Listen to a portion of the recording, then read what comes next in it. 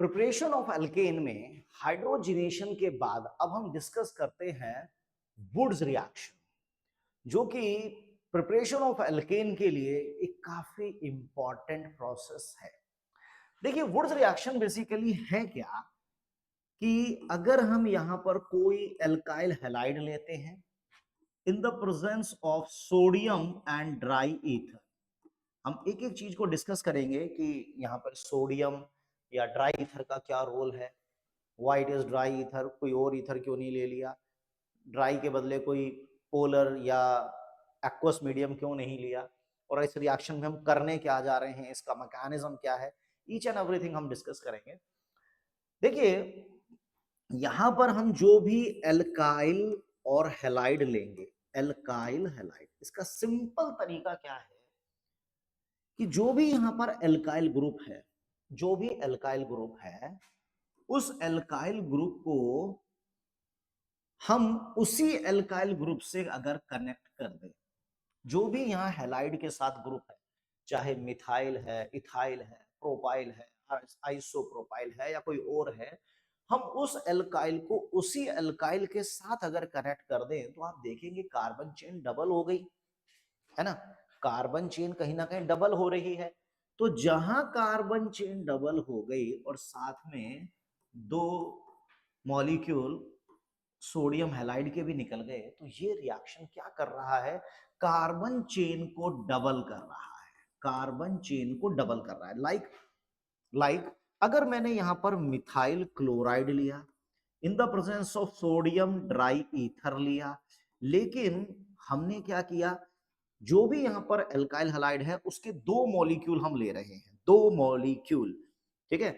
इसको मैं ऐसे दिखा देता हूं, दो मॉलिक्यूल ले रहे हैं और एक एल्काइल को दूसरे एल्काइल के साथ हमने कनेक्ट कर दिया, एक एल्काइल को दूसरे एल्काइल के साथ हमने कनेक्ट कर दिया। या आप ये समझ लीजिए कि यहां पर क्लोरो के साथ जो भी एल्काइल ग्रुप होगा उस एल्काइल को उसी के साथ कनेक्ट कर दो, दो क्लोरीन हो गए तो दो NaCl। ये मैंने जो दो है वो सिर्फ आपको समझाने के लिए लिख दिए, अब नहीं लिखूंगा।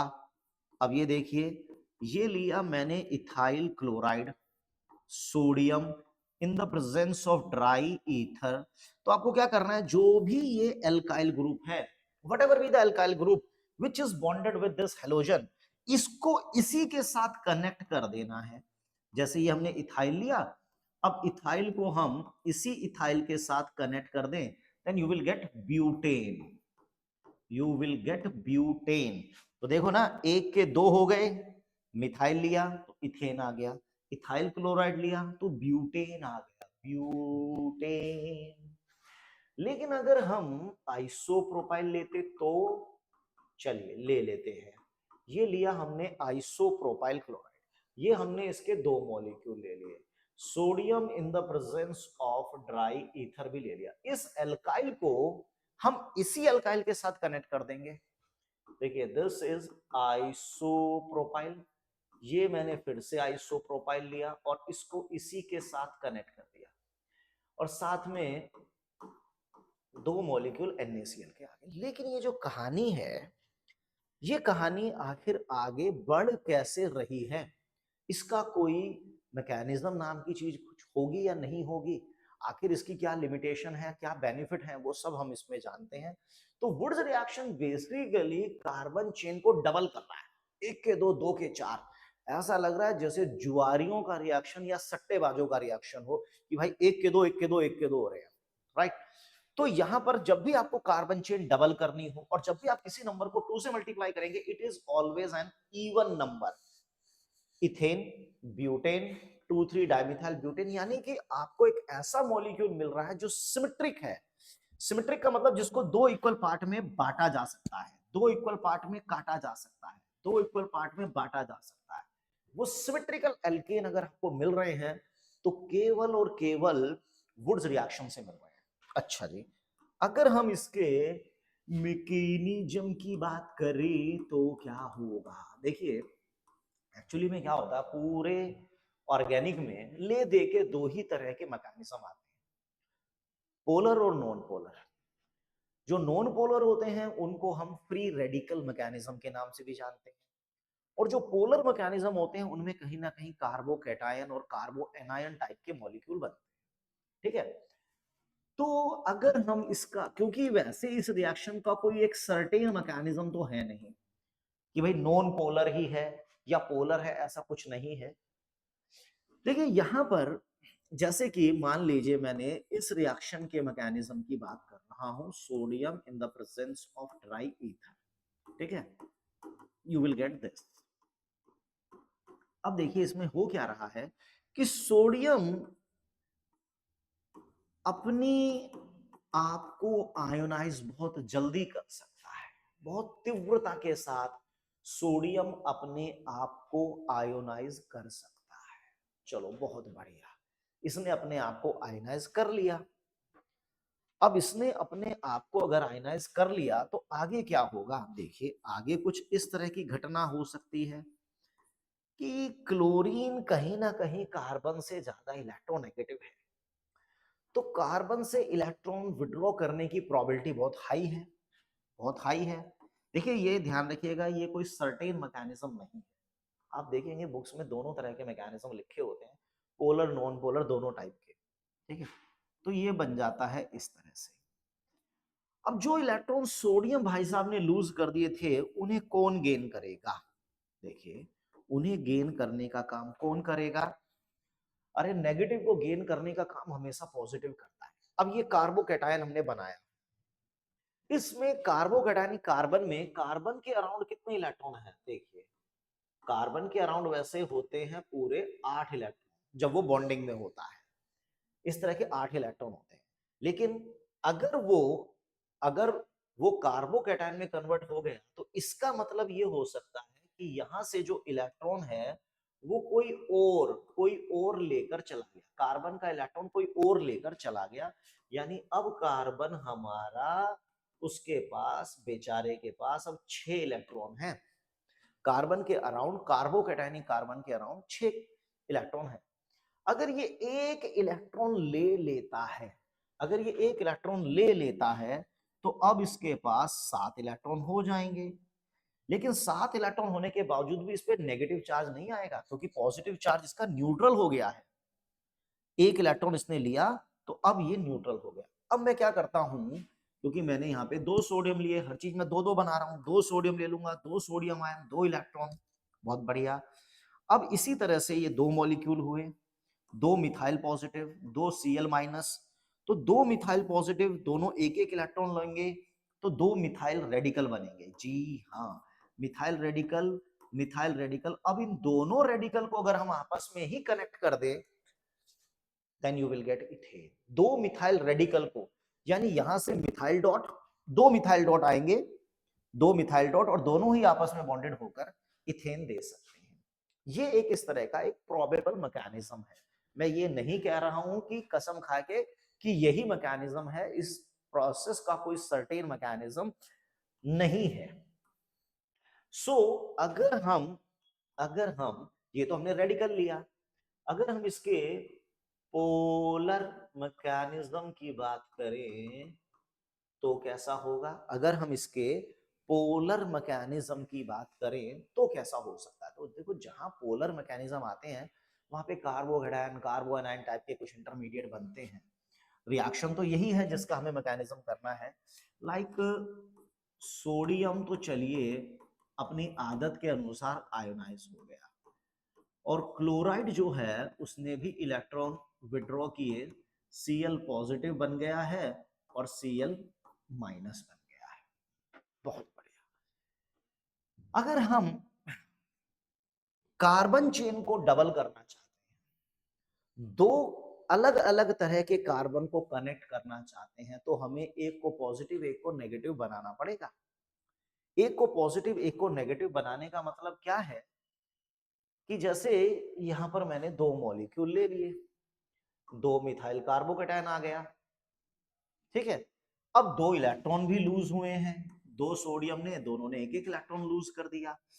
तो एक मिथाइल पॉजिटिव अगर एक इलेक्ट्रॉन गेन करता है तो वो मिथाइल रेडिकल बनाता है, लेकिन अगर यही दोनों इलेक्ट्रॉन गेन कर ले तो ये अब नेगेटिवली चार्ज हो जाएगा। मिथाइल एनायन बनाने लगेगा, कार्बो एनायन। तो एक से मिथाइल पॉजिटिव, एक से मिथाइल नेगेटिव। अगर अब हम इन पॉजिटिव और नेगेटिव को ही आपस में कंबाइन कर दें, then you will get ethane. और दो सोडियम और दो क्लोराइड मिलके अपना घर बसा ही रहे हैं सोडियम क्लोराइड की फॉर्म में। But this is not the certain mechanism, probable mechanism. चलिए अब हम जरा रेडिकल की दुनिया में फिर से वापस मारते हैं कि यहां पर हमें समझ में आ गया कि अगर हम कोई भी XYZ यहां पर एल्काइल हैलाइड ले रहे हैं, सोडियम ट्राइथर ले रहे हैं, तो जो भी एल्काइल होगा उसका जो भी रेडिकल होगा, वो रेडिकल अपने रेडिकल से ही जुड़कर अपनी कार्बन चेन को डबल कर रहा है, डबलिंग हो रही है। और इससे आपको हमेशा एक तरह का सिमेट्रिकल एल्केन मिल रहा है, सिमेट्रिकल एल्केन मिल रहा है। एसिमेट्रिकल अगर बनाना हो तो क्या करें, इसकी लिमिटेशंस क्या होगी, चलिए उसको भी देख लेते हैं एक बार। चलिए चलिए चलिए, ये मैकेनिज्म की हमने बात कर ली है, लेकिन इसकी लिमिटेशन क्या है। एक तो देखो बेचारे ने इतना अच्छा काम किया और अब हम उसमें कमियां ढूंढने लग जाते हैं। लिमिटेशन ऑफ वुड्स रिएक्शन, देखिए पहली लिमिटेशन है कि आप इसे कैन नॉट सिंथेसाइज मीथेन, आप इससे मीथेन को सिंथेसाइज नहीं कर पाएंगे, क्योंकि मीथेन को बनाने के लिए कोई आधा कार्बन ही तो नहीं है, क्योंकि यहां तो चेन डबल होनी है। And it is not suitable to prepare unsymmetrical alkane. Unsymmetrical alkane ये नहीं कि बना नहीं सकते, बना सकते हैं, लेकिन जो यील्ड आएगी वो बहुत ही पुअर आएगी। अच्छा जी, तो चलिए जरा बताइए, जैसे कि ये हमने लिया मिथाइल क्लोराइड, ये लिया हमने इथाइल क्लोराइड, और ये लिया हमने sodium in the presence of dry ether.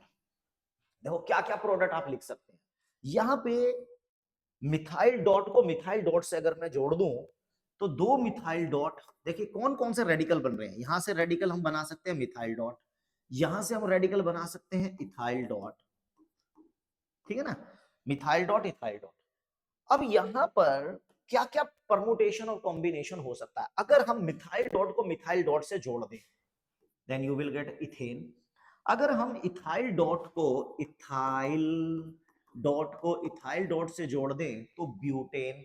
और अगर हम इन दोनों की ही सगाई करा दें, मिथाइल डॉट और इथाइल डॉट की, तो कौन कहता है कि अनसिमेट्रिकल एल्केन नहीं बन सकते।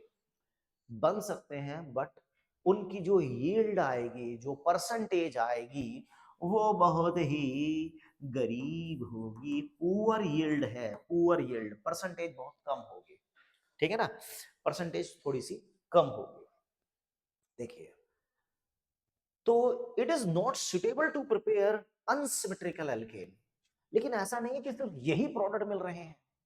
अगर आप सोच रहे हैं कि केवल यही तीन प्रोडक्ट आ रहे होंगे तो आप फिर से गलती कर रहे हैं, क्योंकि ये जो इंटरमीडिएट आपको दिख रहे हैं ना, ये बहुत चालाक होते हैं, ये बहुत चालाक भी होते हैं। अगर देखिए ये एच डॉट, यहां से अगर मैं एच डॉट हटा दूं, एच डॉट मैं यहां से हटा दूं, एच डॉट को एलिमिनेट कर दूं, तो ये कहीं ना कहीं एल्कीन बनेगा। और इस एच डॉट को CH3 डॉट के साथ जोड़ दूं तो मिथेन भी बन सकता है। बट बहुत ही कम चांसेस होते हैं, क्योंकि इसके लिए मिथेन बनाने का ये इतना बेहतरीन मेथड नहीं होगा। अगर मुझे इस तरह से एल्कीन बनाना है, एल्कीन बन सकता है, लेकिन ये रेडिकल अगर प्राइमरी है तो इसका चांस कम है, बहुत कम है।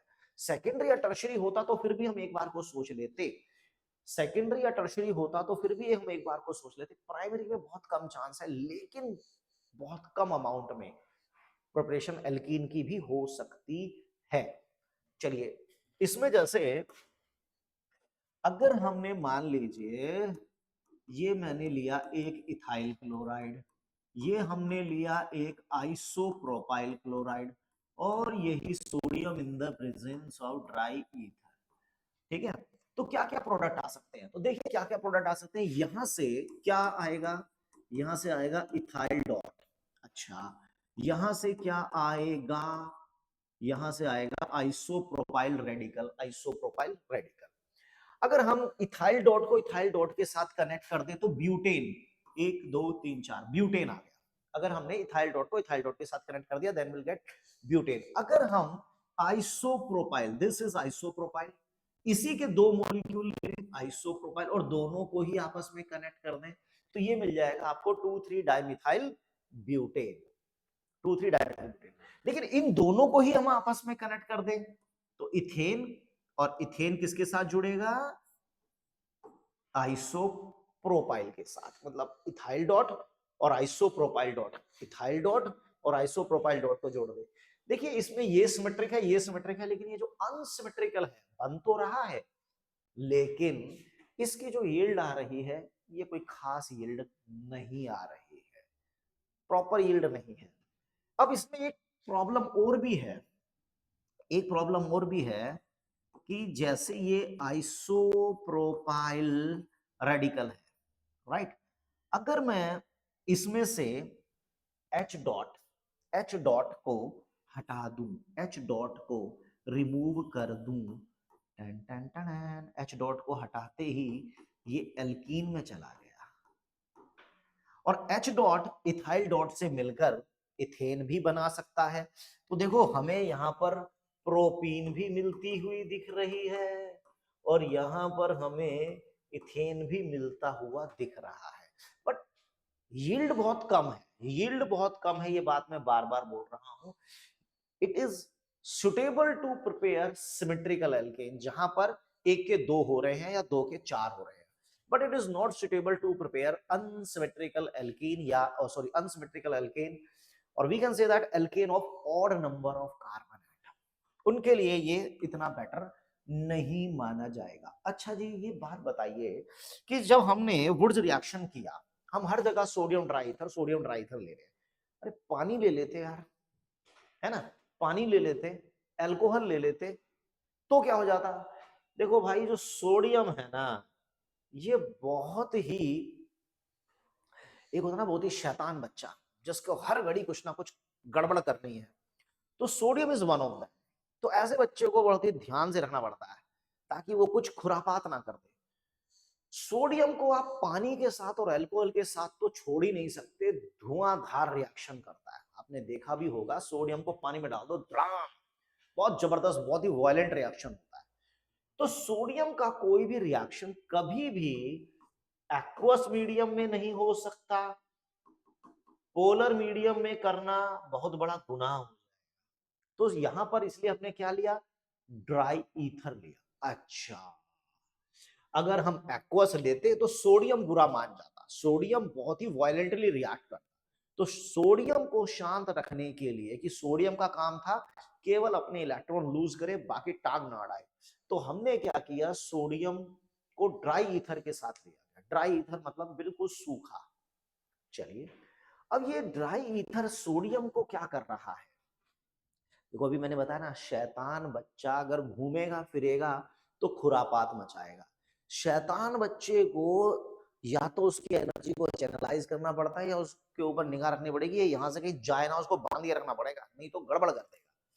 तो ये जो सोडियम होता है और जो ड्राई ईथर होता है, कोई भी ईथर ले लेता हूं लाइक डाई मिथाइल ईथर मान लो मैंने ले लिया, डाई मिथाइल ईथर, ठीक है, डाई मिथाइल ईथर। तो ये जो ड्राई मिथाइल ईथर है या कोई भी XYZ ईथर मैंने जो लिया है वो सोडियम को क्या करता है बहुत अच्छी तरीके से, बहुत ही अच्छी तरीके से बांध लेगा, रोक लेगा ना बेटा तू कहीं नहीं जाएगा। ये जो ड्राई ईथर होता है ये यहां पर एक तरीके से सोडियम जैसे कैटायन को अपने साथ बाइंड अप कर रहा है, बहुत अच्छी तरीके से यहां पर एनर्जी लिबरेट होती है। ये एनर्जी ही कहीं ना कहीं आयनाइजेशन एनर्जी का काम करती है, सोडियम को आयनाइज होने का काम भी कर देती है, कंपनसेट कर देती है। तो बेसिकली ये रिएक्शन में अपनी तरफ से कोई प्रोडक्ट नहीं बना रहा, कौन, ड्राई ईथर, इसका अपनी तरफ से रिएक्शन में कोई भी XYZ योगदान नहीं है कि ये प्रोडक्ट को चेंज कर सके। रिएक्शन में इसका कोई पार्टिसिपेशन नहीं है, इसका काम क्या था बेसिकली, रिएक्शन स्मूथली हो रहा है, प्रोडक्ट को चेंज नहीं कर पा रहा है और सोडियम जैसे कैटायन को बाइंड अप करके रख रहा है, वगैरह वगैरह वगैरह। क्योंकि अगर यहाँ पे पोलर मीडियम होता ना तो सोडियम अब तक तबाही मचा चुका होता, ठीक है ना, सोडियम तबाही मचा चुका होता। तो उस तबाही को रोकने के लिए हमने ड्राई ईथर यूज किया हुआ है। चलिए बहुत बढ़िया, जब बात तो अब जैसे कि सपोज करते हैं sodium in the presence of dry ether, तो क्या होगा? देखो हमें कुछ नहीं करना है, मैंने आपको एक बात बता दी है कि जो भी यहाँ पर पार्ट अटैच्ड है उसको उसी की मिरर इमेज से जोड़ दीजिए, यानी कि उसी को एक रेडिकल ये आएगा, एक रेडिकल ये आएगा, दोनों रेडिकल की हम सगाई करा देंगे, बस खत्म कहानी, 2NaCl। अगर ये ऐसे होता, मान लीजिए सोडियम है, ठीक है, सोडियम ड्राई ईथर है। अब यहां पर सीन ये हो सकता है, ये सीन हो सकता है कि यहां से एक रेडिकल बना, यहां से एक रेडिकल बना। अगर इन दोनों रेडिकल को हम आपस में कनेक्ट कर दें, इन दोनों ही रेडिकल्स को हम आपस में कनेक्ट कर दें, तो it may be one of the product, it may be one of the product, ऐसा प्रोडक्ट मिल सकता है, ठीक है ना, इसको कोई अलग नहीं कर सकता। तो यहां पर अगर हम और आगे बढ़े, और आगे बढ़े, मान लीजिए मैं एक ही मॉलिक्यूल के अंदर, मैं एक ही मॉलिक्यूल के अंदर अगर सोडियम ड्राई ईथर अप्लाई कर दूं, एक ही मॉलिक्यूल के अंदर, तो जब कहानी एक ही मॉलिक्यूल के अंदर हो जाती है ना, तो इंट्रा मॉलिक्यूलर बन जाता है, intra molecular Wurtz, intramolecular Wurtz reaction. देखो यहां से अपन क्या करते हैं, CH2 CH2 CH2 dot, CH2 CH2 CH2 dot, और इन दोनों की हम सगाई करा दें तो शायद आपको हेक्सेन, साइक्लोहेक्सेन मिल रहा है। तो कहीं ना कहीं वुड्स रिएक्शन एक सिंगल चेन के अंदर भी हो रहा है, ठीक है। तो ये कहीं ना कहीं एक intramolecular aldol, sorry intramolecular Wurtz की तरफ जा रहा है। चलिए वेरी गुड। तो इसकी लिमिटेशन भी हमने देख ली, हमने प्रिपेयर भी कर लिया, रोल को भी समझ लिया, किस तरह के हाइड्रोकार्बन हम इससे बना रहे हैं वो भी हमने समझ लिया। अब बिल्कुल डिट्टो इसी तरह का एक और रिएक्शन आ जाता है, बिल्कुल डिट्टो वुड्स का दूसरा भाई आ जाता है, बल्कि वुड्स का, जिसको हम कहते हैं फ्रैंकलैंड रिएक्शन। फ्रैंकलैंड रिएक्शन, बस उसमें क्या है, सोडियम के बदले जिंक आ जाता है। जी हाँ, सोडियम के बदले वहां पर हम क्या यूज करने लग जाते हैं, जिंक यूज करने लग जाते हैं। दो मॉलिक्यूल लेंगे और ZnCl2 निकाल देंगे, तो ये आ गया आपका एक फ्रैंकलैंड रिएक्शन, ZnCl2। बिल्कुल वही होता है, बिल्कुल एग्जैक्टली वही है, बस फर्क क्या है कि सोडियम के बदले हम यहां पर जिंक यूज कर रहे हैं। रिएक्शन का नाम हो गया है फ्रैंकलैंड रिएक्शन। चलिए बहुत बढ़िया। लेकिन वुड्स का जो साम्राज्य है ना, बहुत लंबा चौड़ा है भाई, इसके चाचा ताऊ के लड़के भी बहुत हैं।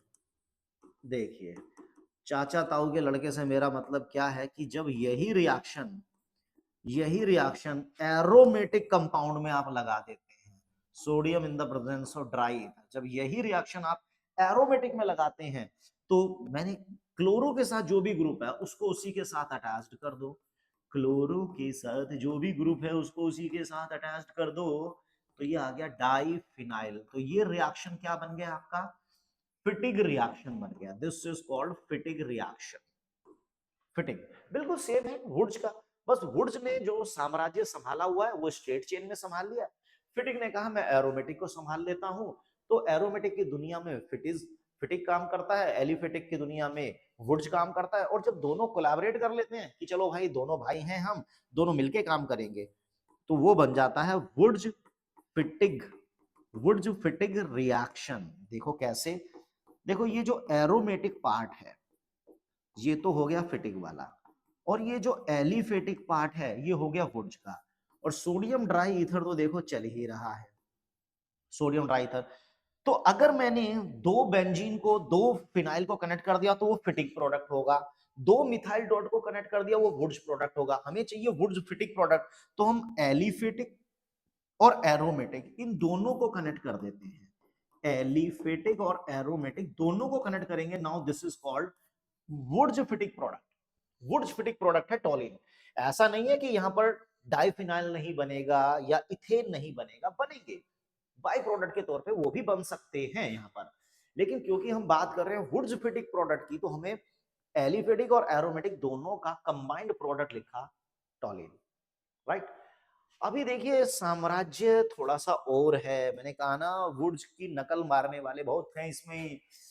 उल्मन रिएक्शन, उल्मन रिएक्शन ये भी वही है, बस फर्क क्या है, फर्क क्या है बस इसमें कॉपर पाउडर आ जाता है, कॉपर पाउडर, बाकी तो बिल्कुल सेम है, वुड्स की तरह ही होता है। झकास। ऐसे आइडो कंपाउंड जहां पर आपको नजर आ रहे हो, जहां पर आपको आइडो कंपाउंड नजर आ रहे हो, वहां पर आप उल्मन रिएक्शन अप्लाई कर सकते हैं। चलो ठीक है यार, ये बात भी हमें समझ में आ गई। वुड्स रिएक्शन हो गया, ठीक है, फिटिंग हो गया, वुड्स फिटिंग हो गया, उल्मन हो गया, और हमने सिमेट्रिकल एल्केन बना लिए। लेकिन अगर हमें अनसिमेट्रिकल बनाने हो तो अनसिमेट्रिकल के लिए रिएक्शन होता है कोरे हाउस रिएक्शन। जी हाँ, to prepare unsymmetrical alkane, to prepare unsymmetrical alkane. जी ये क्या है? हाँ, अनसिमेट्रिकल के लिए सबसे बेस्ट रिएक्शन का अवार्ड दिया जाता है कोरे हाउस को। कहते अच्छा जी वो कैसे? देखो बेटा ऐसे, ये हमने लिया इथाइल क्लोराइड, अगर मैं इसको रिएक्ट करा रहा हूं डाई मिथाइल लिथियम क्यूपरेट के साथ, डाई मिथाइल लिथियम क्यूपरेट, इसको बोलते हैं गिलमन रिएजेंट, गिलमन रिएजेंट। तो देखिए कुछ नहीं करना आपको, इसका एल्काइल और इसका एल्काइल कनेक्ट कर, you will gate propane, you will gate propane. अच्छा इसी को अगर अपन CH3